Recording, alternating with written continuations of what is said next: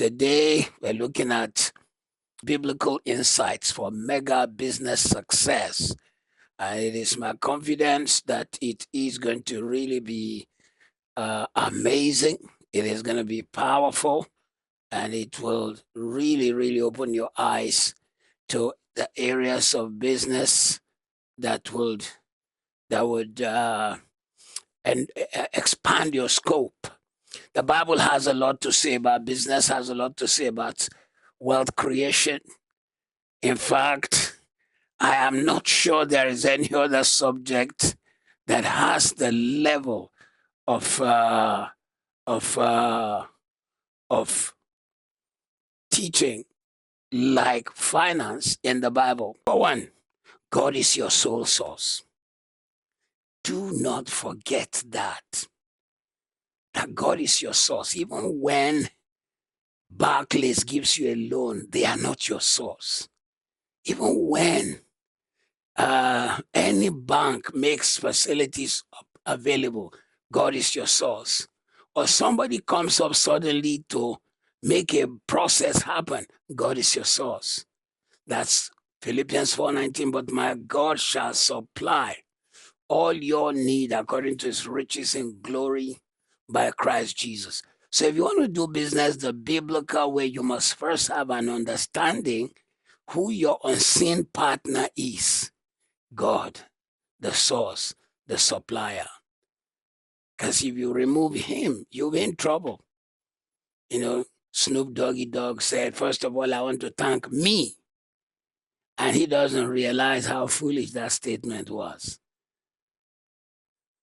Evander Holyfield and Tyson were about to fight, and Tyson was praising himself and talking about how great he was and how a giant killer he is, and he has no time for any Jesus. His religion is Islam. And before they entered the place, Evander Holyfield ascribed greatness to our God, the rock, whose work is perfect, all his ways are just. And for the first time, Mike Tyson hit the canvas, beaten to pulp. Number two, business is the only system that creates wealth. From a Bible point of view, do not forget this truth. Too many people are in church who want to have wealth, but they have no business. And they wonder why, after they have brought their tithes, given their offering, given their man of God their first fruit, there is no wealth. And they don't realize, remember what we said earlier, that after the covenantor have signed the covenant, he needs a pipe through which the water should come to you. There's water provided here in London by, I don't know, all the water authorities. Well, I know Thames Water. I know I've seen a few of their reservoirs. Many years ago, we're trying to build a church somewhere called Woodbury Down in Hackney local government. And just by Woodbury Down, it's a huge reservoir of water. I know that the second reservoir I've seen is one that is as you are coming down to land in Heathrow and you look to your left, you will see this huge reservoir of water. I'm sure that one is supplying people in that part of the world, West London. Maybe the one Thames Water is using in Woodbury Down is possibly supplying the people in the Hackney, Islington, Finsbury Park area. But imagine if a person went and bought all the mechanical pipes and fixed them in his house, but did not connect it to the source. There'll be no water flowing, and you'll be wondering, I've already bought these things. So business is the only system that creates wealth. So in Luke 19:13, Jesus said, engage in business until I come. Engage in business until I come. So if you don't have a business, you have limited the scope, the style, the size of what can come to you. Scope, style, size of what can come to you. then Christians tend to want wealth transfer, spoken of in Proverbs 13:22. They want it to be an event, not a process. I wish I could stay the whole night on this point. Many are expecting for them to wake up and there is a gold pot at the end of the rainbow. It wouldn't happen. Many think one day, like Midas, they will touch something, the thing will turn to gold. It wouldn't happen. So there are too many people, and let's face it, when God gives you a financial miracle, don't forget this statement ever. Don't forget it. When God gives you a financial miracle, it does not stop the rising of another need. When God gives you a financial miracle, it does not stop the arising of another need. Then there'll be another need. But if you have a pipe, let me not say something that sounds unspiritual. If you have a pipe that connects you to God, you don't wait for a miracle. You know He will just be supplying the need. So supernatural, it's a miracle, but not like so the people want it like an event. You know, it's just flowing. It's just flowing. It's just flowing. And God loves flowing. He told the children of Israel, I'm taking you to a land that flows with milk and honey. Please don't forget that point. Stop waiting for an event, a sudden money dropped in your lap. Start looking for a wealth creating pattern that will make a flow to happen. And when I say flow, the flow can be in sputters, the flow can be seasonal, but it is still a system, a flow. God's system is an ongoing system, a continual flow of wealth into the hand of the righteous. So don't forget this point number 2. Business is the only system that creates wealth, but through a process of continual flow. Continual flow, not just one sudden event. There has to be a continual flow. Number 3. Point number 3, in doing business God's way. Business is our promised land and our proving ground. Oh, so when God makes a promise, you need a place to prove it. You need a place. If God says He heals the sick, you need a place to prove that part of the covenant. If God says He supplies, you need a place to test that capacity. If you don't have a proving ground, you wouldn't know if you have proof. When I was part of a church denomination known as the Foursquare, they had a fantastic system. When you leave Bible school, you're an exhorter. You exhort people. After 1 year or 2, you become a licensed minister. But for them to ordain you to be properly called a reverend or a pastor, they will say you must have proven ministry. Anyone can decide to go to Bible school. Some may even decide to go to Bible school out of guilt or a hunger for the word, but no calling. So before they ordain, there has to be proof. Same thing. Business is our proving ground that God prospers people. You have no conduit with which to bring the money in. You will be like a man with the water out there and you being here and you can't have your thirst quenched. I can't remember the man now, but he made the statement, water, water everywhere and not enough to drink.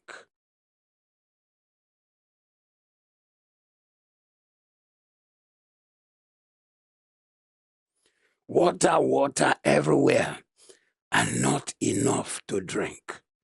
In other words, you've got to realize that God tested Abraham, tested him.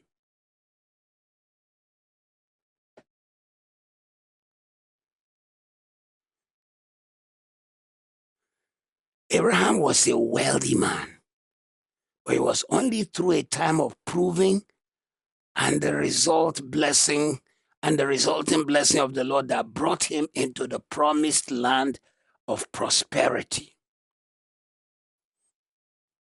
It was only that. Business is to us today what the land was to Abraham. It is our promised land and our proving ground. If you don't have a business, there's no way you can prove that you have wealth at all. You don't have anything. So you need to have business. Abraham first proved himself faithful. So also must we prove faithful in work and business if we want the output of work and business. You must first prove yourself faithful. So when you prove yourself faithful, even not only prove yourself faithful, I hope I wouldn't jump into other notes. You must prove yourself faithful. Please write these notes down. Then you must raise your skill. Oh, Jesus taught this a lot. You must raise your skill because the raised skill determines what you can handle. If you don't have the skill,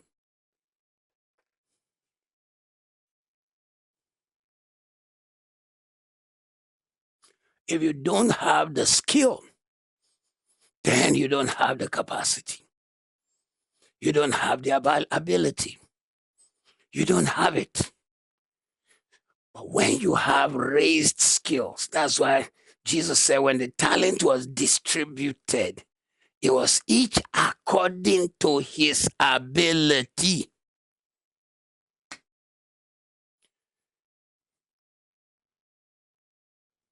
So, business is our promised land and our proving ground. Next one, we prove faithful in work and business by being faithful in little things. Be faithful in how you handle your money, how you treat other businesses, how you live.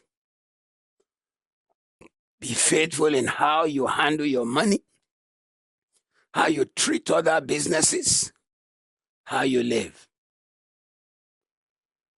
For example, if you work for a school, focus your effort on the success of that school. It's so major. We prove faithful in work and business by being faithful. If you work at a restaurant, because you see, before you launch your own thing, if you had worked somewhere else, you prove who you are. Be dedicated to excellence and being a positive face of that establishment.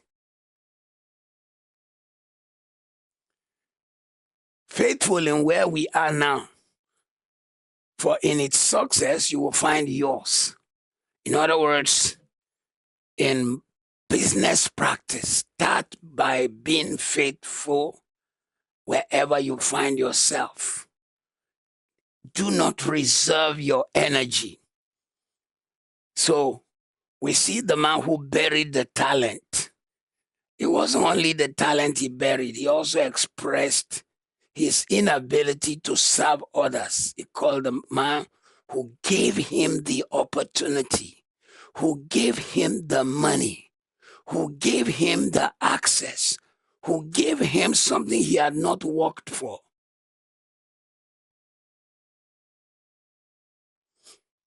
He called the man a wicked man. So don't forget. Determined to have faithful stewardship on the job. Even when you work for someone who is not nice, like Laban. Even if the person is not nice, like Laban. When you do that, you have changed everything. You have raised the platform. You have given people the opportunity to see that though your boss is not nice, you are nice on the inside. His own corruption will not stop your own perfection. His corruption will not stop your perfection. Remember again, we're looking at doing business Bible way. Never respond evil for evil, because you might just not realize that this person who is giving you the bad feelers is not your immediate reward or source of reward. Your reward will come somewhere else.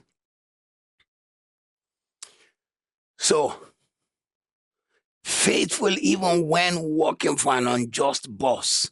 We see from the story of Jacob that Laban, his own uncle, changed his wages 10 times. Tried to belittle Jacob, unknown to him. That God, even he knew, because he told Jacob later, he says, because of your presence that I have prospered.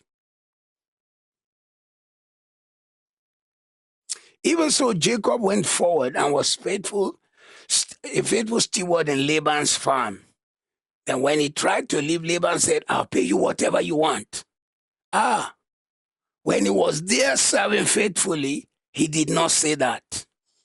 It's so major that one be very careful that he does not mistreat people who may have been instrumental.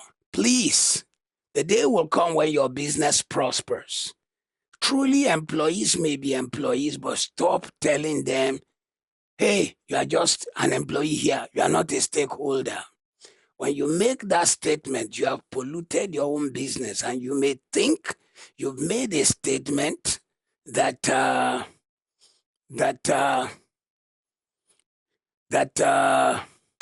stops them from taking over. Actually, you're cutting your own self by belittling somebody else. When you do good work, you can name your worth. Now that the young man wanted to leave, they wanted him to name his worth. So in business, while you're still working somewhere, maybe as a consultant, or you are giving your service, give the best, be the best, do the best. Don't cut corners.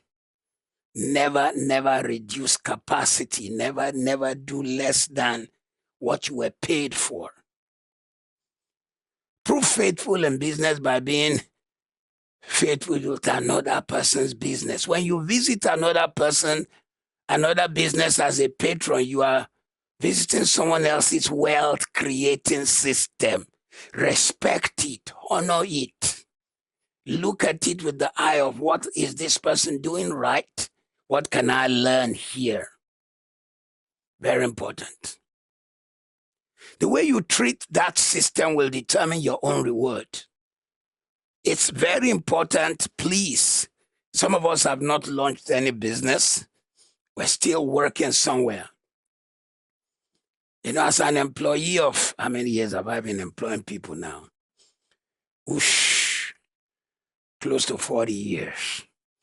I can tell you, I just know some people who, they shoot themselves in the foot because they never do extra hours. They never go extra mile. They're not appreciative of whatever you put in their hand.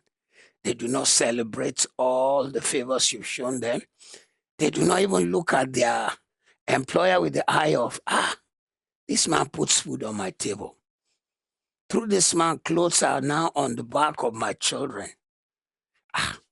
Through this person's vision, my children are going to finish uni.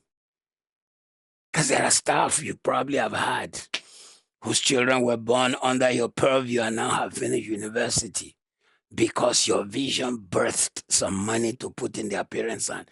But do you know some people have never shown appreciation? It's just assumed. After all, it's the labor that I performed. Suppose that employment was not available. This is how people prosper. Celebrating other people's grace, gift, ability, and opportunity they give you. And really making their vision appreciated.